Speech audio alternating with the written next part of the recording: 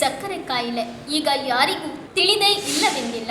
ವಯಸ್ಕರಾಗುತ್ತಿದ್ದಂತೆ ಇತರೆ ಆರೋಗ್ಯ ಸಮಸ್ಯೆಗಳ ಜೊತೆಗೆ ವೈದ್ಯರು ರಕ್ತದಲ್ಲಿ ಸಕ್ಕರೆ ಅಂಶ ಎಷ್ಟಿದೆ ಚೆಕ್ ಮಾಡಿಸಿ ಎಂದು ಸಲಹೆ ನೀಡುವುದು ಈಗ ಸರ್ವೇ ಸಾಮಾನ್ಯ.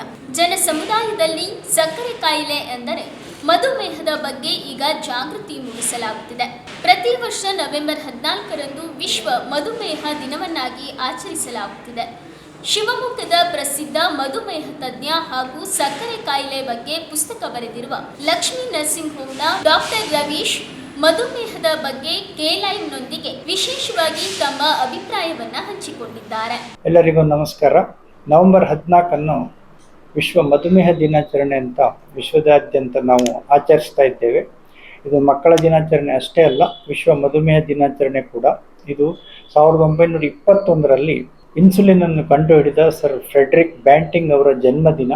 ಹಾಗಾಗಿ ಈ ದಿನದಂದು ಮಧುಮೇಹದ ಬಗ್ಗೆ ಅರಿವು, ಚಿಕಿತ್ಸೆಯ ಅರಿವು, ಮಧುಮೇಹ ಕಂಡುಹಿಡಿಯೋದರ ಬಗ್ಗೆ ಅರಿವು, ಇದನ್ನು ಸಾರ್ವಜನಿಕರಿಗೆ ತಲುಪಿಸಬೇಕು. ಸರ್ಕಾರಗಳು, ಸಂಘ ಸಂಸ್ಥೆಗಳು ಇದರಲ್ಲಿ ಸಕ್ರಿಯರಾಗಬೇಕು ಅನ್ನೋ ದೃಷ್ಟಿಯಿಂದ ವಿಶ್ವ ಮಧುಮೇಹ ದಿನಾಚರಣೆ ಅಂತ ನಾವು ನವೆಂಬರ್ 14ರಂದು ಆಚರಿಸುತ್ತೇವೆ. ಈ ವರ್ಷದ ಘೋಷವಾಕ್ಯವಾಗಿ breaking the barriers, bridging the gaps ಅನ್ನೋದನ್ನು ಇಂಟರ್ನ್ಯಾಷನಲ್ ಡಯಾಬಿಟಿಕ್ ಫೆಡರೇಷನ್ ಹಾಗೂ ವಿಶ್ವ ಆರೋಗ್ಯ ಸಂಸ್ಥೆ ಜಂಟಿಯಾಗಿ ಘೋಷಣೆ ಮಾಡಿದೆ. ಇದರ ಅರ್ಥ ಡಯಾಬಿಟಿಸ್, ಮಧುಮೇಹದ ಚಿಕಿತ್ಸೆಯಲ್ಲಿ, ಕಂಡುಹಿಡಿಯುವಿಕೆಯಲ್ಲಿರ್ಬೋದು, ಅರಿವು ಮೂಡಿಸುವುದರಲ್ಲಿರ್ಬೋದು, ಮಧುಮೇಹದ ದುಷ್ಪರಿಣಾಮಗಳ ಬಗ್ಗೆ ಕಂಡುಹಿಡಿಯುವುದು ಮತ್ತು ಚಿಕಿತ್ಸೆ, ಇವುಗಳಲ್ಲಿ ಇರ್ತಕ್ಕಂಥ ಅಡೆತಡೆಗಳನ್ನು ನಾವು ನಮ್ಮಲ್ಲಿ ನಿವಾರಿಸಿಕೊಳ್ಬೇಕು. ಮಧುಮೇಹದ ಬಗ್ಗೆ ಅರಿವನ್ನು ಎಲ್ಲರಿಗೂ ಮೂಡಿಸಬೇಕು. ಅದರಲ್ಲಿ ಇರ್ತಕ್ಕಂಥ ನ್ಯೂನತೆಗಳನ್ನು ನಾವು ತುಂಬಬೇಕು, ಅದನ್ನು ಸರಿಪಡಿಸಿಕೊಳ್ಬೇಕು ಅಂತ ಈ ಘೋಷವಾಕ್ಯದ ಅರ್ಥ. ಹಾಗಾಗಿ ಈ ನವೆಂಬರ್ 14ರಂದು ಸರ್ಕಾರ ಇರ್ಬೋದು, ಸಂಘ ಸಂಸ್ಥೆಗಳಿರ್ಬೋದು, ಮಾಧ್ಯಮದವರು ಇರ್ಬೋದು, ಮಧುಮೇಹದ ಬಗ್ಗೆ ಅರಿವು ಮೂಡಿಸುವಲ್ಲಿ ಜನರಿಗೆ ಸಕ್ರಿಯರಾಗಿ ಪಾಲ್ಗೊಳ್ಬೇಕು. ಅರಿವು ಮೂಡಿಸಿ ಮಧುಮೇಹವನ್ನು ಆರಂಭಿಕ ಹಂತದಲ್ಲಿ, ಅಂದರೆ ಇನ್ನೂ ಮಧುಮೇಹ ನಿರ್ಧಾರ ಆಗಿಲ್ಲ, ಆದರೆ ದೇಹದಲ್ಲಿ ಈಗಾಗಲೇ ರಕ್ತದಲ್ಲಿನ ಸಕ್ಕರೆಯ ಪ್ರಮಾಣ ಏರುಪೇರಾಗ್ತಾ ಇದೆ ಅನ್ನುವ ಸೂಚನೆ ಸಿಕ್ಕಿದೆ. ಇದನ್ನು ಪ್ರೀ ಡಯಾಬಿಟೀಸ್ ಅಂತ ಹೇಳ್ತೇವೆ. ಈ ಹಂತದಲ್ಲಿ ವ್ಯಕ್ತಿ ಸೂಕ್ತ ಆರೋಗ್ಯಕರ ತೂಕವನ್ನು ಹೊಂದುವತ್ತ ಗಮನ ಕೊಡಬೇಕು.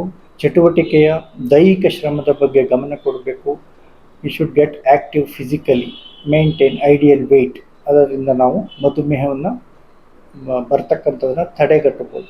ಇದರ ಬಗ್ಗೆ ಜನರಿಗೆ ಆರಂಭಿಕ ಹಂತದಲ್ಲಿ ಅರಿವು ಮೂಡಬೇಕು. ಮೂರನೇದು, ಮಧುಮೇಹವನ್ನು ಆದಷ್ಟು ಬೇಗ ಪತ್ತೆ ಹಚ್ಚಬೇಕು. ಅದರಲ್ಲಿ ನಾವು ಯಾವುದೇ ಅವಕಾಶವನ್ನು ಕಳೆದುಕೊಳ್ಳಬಾರ್ದು. ಖಾಲಿ ಹೊಟ್ಟೆಯಲ್ಲಿ 126 ಮಿಲಿಗ್ರಾಮ್ಗಿಂತ ಮೇಲಿದ್ದರೆ, ಅಥವಾ ಆಹಾರ ಸೇವನೆಯ 2 ಗಂಟೆಗಳಲ್ಲಿ 200 ಮಿಲಿಗ್ರಾಮ್ಗಿಂತ ಮೇಲೆ ಇದ್ದರೆ, ಅಥವಾ 3 ತಿಂಗಳ ಸರಾಸರಿ ರಕ್ತದಲ್ಲಿನ ಸಕ್ಕರೆಯ ಅಂಶ 6.5ಕ್ಕಿಂತ, ಇದನ್ನು ನಾವು HbA1c ಅಂತ ಹೇಳ್ತೇವೆ, ಇದರ 6.5ಕ್ಕಿಂತ ಮೇಲೆ ಇದ್ದರೆ ಸಕ್ಕರೆ ವ್ಯಕ್ತಿಗೆ ಮಧುಮೇಹ ಇರುವ ಬಗ್ಗೆ ನಿರ್ಧಾರ ಆಗ್ತದೆ. ಸೊ ಇದನ್ನು ನಾವು ಪತ್ತೆ ಹಚ್ಚುವಿಕೆಯಲ್ಲಿ ಕೂಡ ಯಾವುದೇ ಅವಕಾಶವನ್ನು ಕಳೆದುಕೊಳ್ಬಾರ್ದು. ನಂತರ ಮಧುಮೇಹದ ದುಷ್ಪರಿಣಾಮಗಳು, ಕಣ್ಣಿನ ಬಗ್ಗೆ ಇರ್ಬೋದು. ವಿಶ್ವದಲ್ಲಿ ದೃಷ್ಟಿಮಾಂದ್ಯಕ್ಕೆ ಮಧುಮೇಹ ಅತ್ಯಂತ ದೊಡ್ಡ ಕಾರಣ. ಹಾಗೆ ಕೈಕಾಲಿನ ಅಂಗವಿಚ್ಛೇದನಕ್ಕೂ ಕೂಡ ಮಧುಮೇಹ ಅತ್ಯಂತ ಮೊದಲ ಕಾರಣ. ಇದಲ್ಲದೆ ಹೃದಯ, ಪಾರ್ಶ್ವವಾಯು, ಕಿಡ್ನಿಯ ತೊಂದರೆಗಳು, ಇವೆಲ್ಲ ವ್ಯಕ್ತಿಯಲ್ಲಿ 3ರಿಂದ 5 ಪಟ್ಟು ಹೆಚ್ಚಾಗುತ್ತವೆ. ಆದ್ದರಿಂದ ಮಧುಮೇಹದ ದುಷ್ಪರಿಣಾಮಗಳನ್ನು ಕಂಡುಹಿಡಿಬೇಕು. ಹಾಗೆ ಅದರ ದುಷ್ಪರಿಣಾಮಗಳನ್ನು, ಸೂಕ್ತ ಚಿಕಿತ್ಸೆಯನ್ನು ನಾವು ಪಡೆದುಕೊಳ್ಬೇಕು.